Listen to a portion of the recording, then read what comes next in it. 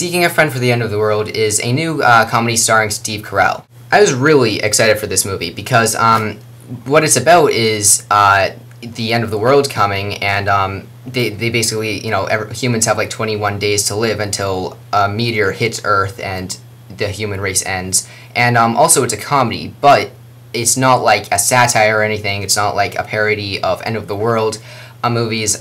It's kind of, more of not a romantic comedy, but just a darker kind of comedy. Not like, oh, ha, ha, ha, they're getting killed. It's, kind of like a comedy meets drama, and, usually that's not done in movies that involve the end of the world. I really trusted that this would be really good because I love the trailer, and I really love Steve Carell. So I saw it last night. What the fuck is up critics' asses? This movie has a 53% on Rotten Tomatoes. Are you kidding me? This is probably my favorite comedy of the year. If not counting Cabin in the Woods, a comedy, this is probably my favorite comedy of the year.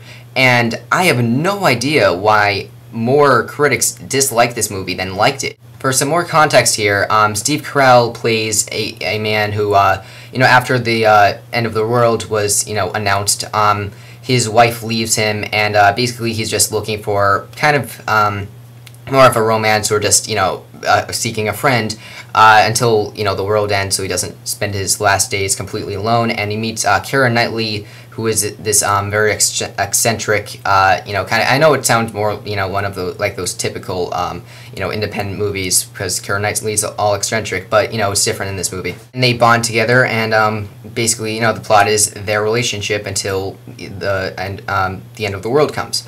Both lead people are fantastic in their roles, and I was surprised by Keira Knightley, because I'm not the hugest fan of her. Usually all she stars in are like period pieces, and I'm not the biggest fan of period pieces, so I'm not too familiar with her, but she was great in this movie, as was Steve Carell. The movie was written by a woman. She also wrote Nick and Nora's Infinite Playlist, and I believe this is her directorial debut. I haven't seen Nick and Nora's Infinite Playlist, but by judging this, she really needs to write more movies, because the writing in this is excellent. I mean, it's funny at parts, it's, heartbreaking, and the script is just executed so well, and the direction also by her. And I just dug the concept of a realistic depiction of the final days on Earth, because, it's not an action movie, but I just love the idea of, if the world was going to end in just a couple days, what would you do? And it's not like Zombieland, where it's after the world ended, and basically the concept of that was, if the world was done, and if the world ended, you would have some fucking fun, and